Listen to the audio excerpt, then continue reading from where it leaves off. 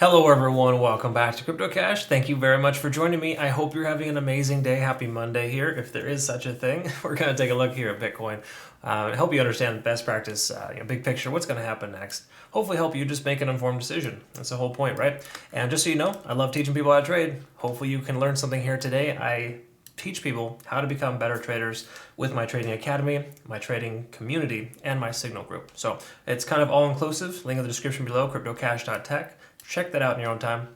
I look forward to working with you. In the meantime, let's go ahead and take a look here at Bitcoin, of course. Really obvious stuff here I want to kind of point out, but it's really worth understanding. In other words, I talk about this a lot, but the 50-day set moving average is working its way up, working as a nice support level. Look at that key level support at Fibonacci, 40,500.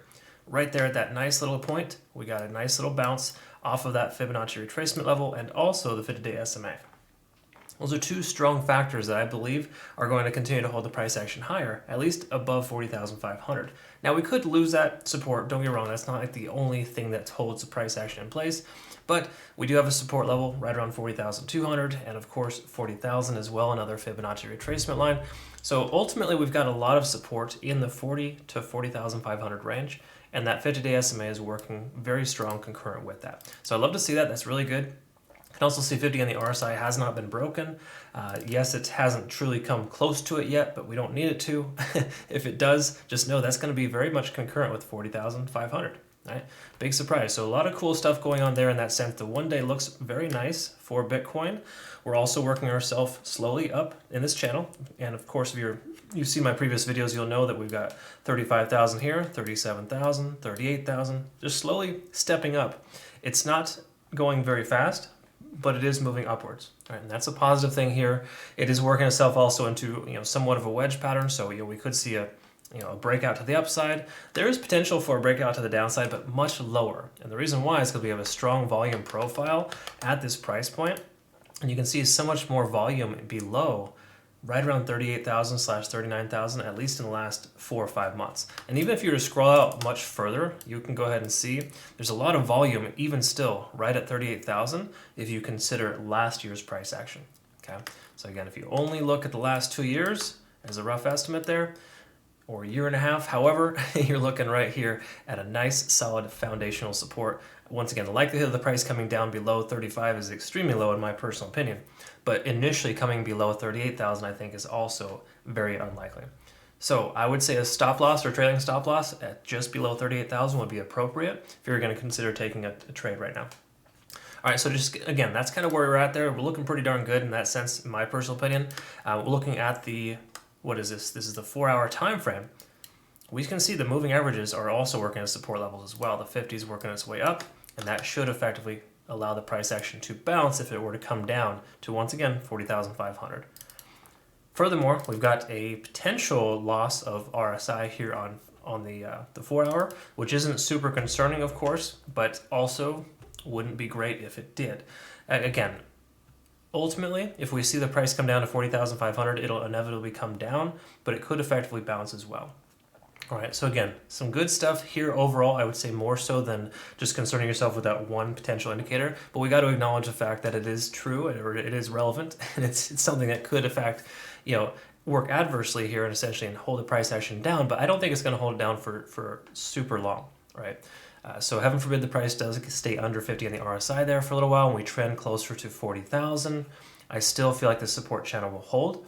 And heaven forbid, of course, that doesn't work out. We've got 39,000 and 38 as well as a secondary and tertiary support. So again, looking very good here in that sense. I personally feel like we're in good shape on the 4-hour, minus the one obvious test of 50 on the RSI. But again, not super concerning considering the other contributing factors. One thing I can see here, of course, is the last hour has been pretty significant down. We've also got some pretty large candle wick ups and down. Now, obviously, that's relevant in the fact that the market had opened recently, and of course, it shoots up and down in pre-market hours. That's very common. But for the most part here, tentatively, again, this is tentative, we are making higher lows for the moment. All right. Again, obviously very tentative in that sense, so this could signal a potential reversal, but I would recommend potentially, waiting for it to come down a little bit lower because it does look like it wants to drop into this lower section here between 40 to 40,500. That does look like it's trying. But once again, let's go ahead and see here, how everything else looks, and we'll identify that. We are still underneath the cloud.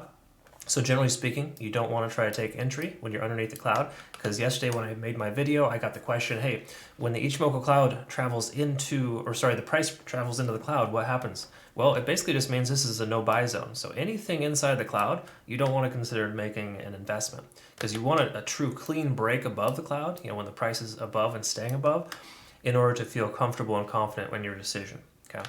Now again, not to say that you couldn't still take a trade right now and still potentially have a profit to the upside, but there's an argument to be said that waiting longer to get a better entry point could also be relevant or helpful. Okay. Again, different stories, but key takeaway here is you see the price come down, got rejected, and then it traveled up into the cloud. Yes, but see the cloud is right here. Every time it comes up to try to test the cloud, it gets broken. Okay. So here, let's make it a little easier for you to see. Again, price comes down. I covered this yesterday right around this time, and it comes back up. It doesn't matter because it didn't come all the way up and close above the cloud, right? So a close above the cloud is the most important thing. We don't have that. It keeps trying to test the cloud and keeps getting rejected. That basically implies the bears are in control, and they're effectively pushing the price action lower. Okay. Once again, the cloud is based on moving averages, so you got to kind of understand it's like a lagging type of average. It's basically telling you that that at this point, until we get back up over that average, it's very similar to a volume weighted average price, for example. It's working as a resistance until it's back above. So again, just generally speaking, at this point, we don't have any consideration for a long position, but there's two things that I want to kind of help you here, or help you understand generally. First of all, yes, the price is coming down, but if we see here the conversion line is above the baseline, that's usually one of the signals you want to look for in order to take a long position. You also want to look for the lagging span being free and clear of any price action, which it is. Of course, that's ideal for a short position. So if you have a short open right now, you want to keep it open. That's basically what it's saying. However, the inverse also applies, whereas once this intersects with the price action, just say in the next 12 hours, then that would be probably an advantageous consideration to reevaluate and to see if we're in a position where the price might come back up, right? Again, we're still under the cloud, still working as a resistance, so not ideal entry point, but what might be also advantageous, and I do this quite a lot, is to effectively consider taking a position, just say, for example, take one now, and then have a second entry point at a lower price point, perhaps just say 40,000 or 40,500. That way you get filled and your average price goes down, even as the price is going down. So again, what's nice about this is if you get filled right now and the price doesn't come back to that second entry point, you'll still be able to take some profits on the way up if it goes up. Once again, the key word here is if, but the key understanding also to further that is the fact that we've already extrapolated that on the one-day chart, we're looking very good. Long-term picture, we're good to go.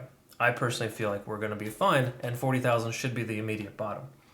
That being said, taking that into consideration here, and the fact that we have mostly contributing factors, the fact that we're under the cloud isn't super disadvantageous. It wouldn't be a terrible idea to consider taking entry in that regard. Okay. Again, you want to wait for confirmation. That's what I always try to reiterate and confirm myself personally. And truth be told, the cloud doesn't have that confirmation yet. But there's other factors you want to consider as well. And the simple point here is that the price may stop where it's at and continue to go higher. 41,000 is proving to be a pretty strong point in which people are trying, that the price wants to stay here and it doesn't want to go much lower. Again, just something to think about. Anyways, big picture, we could see a continuation of the downside here. It does look like it's trying. If this lower high, it's kind of changing. Anyways, higher low is what we're looking for, right? So appropriately, if this higher low is broken, then at that point, we'd want to consider waiting. I would say wait just a moment longer and then consider taking a position just to ensure that you have that confirmation. But if we stop making lower lows on the 1 hour, then that would translate into a positive 4 hour time frame. We'd hold that RSI at 50 and keep the price action higher. That being said, I think right now you're in good shape here to potentially take a position between 40,000 and 41,000. I think that's a decent entry target, just based on the overall sense of the fact that it's been holding pretty well. And I think we're probably to be in pretty good shape here in the near future. All right. Well, hopefully you learned something here today and I didn't speak in circles too much for you. And you can learn obviously as much as you can. So if you're not currently a community member, consider joining. CryptoCache.tech is the site. I look forward to working with you. We got a lot more new members now, so thank you again to everyone else, of course, that's jumping on in there. Looking forward to working with you, and I hope you have a great rest of your day. We'll see you in the next one. Take care.